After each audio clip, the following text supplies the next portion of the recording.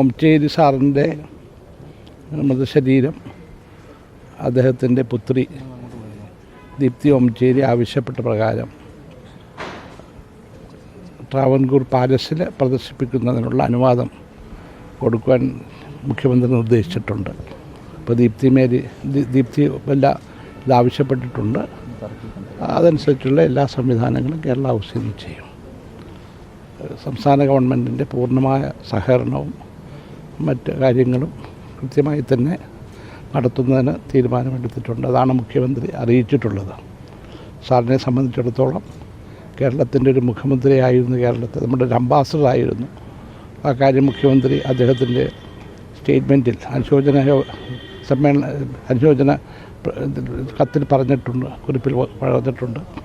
തീർച്ചയായും അദ്ദേഹത്തിന് കൊടുക്കേണ്ട എല്ലാ ബഹുമാനങ്ങളും സംസ്ഥാന ഗവൺമെൻറ് കൊടുക്കാൻ തീരുമാനമെടുത്തിട്ടുണ്ട്. ഞായറാഴ്ചയാണ് മോള് പറഞ്ഞത്. അവർക്ക് അതെനിക്ക് ഇപ്പം പറയാൻ പറ്റത്തില്ല. അത് നാളെ അറിയാൻ പറ്റുമായിരിക്കും. സമയം ഇതിൽ പറഞ്ഞത് ഞായറാഴ്ച 10 മണി മുതൽ 3 മണി വരെ എന്നാണ് പറഞ്ഞത്. ഇപ്പം മോള് പറഞ്ഞത് ആയിരിക്കണം. ഇപ്പം അവരാണല്ലോ തീരുമാനിക്കുന്നത്.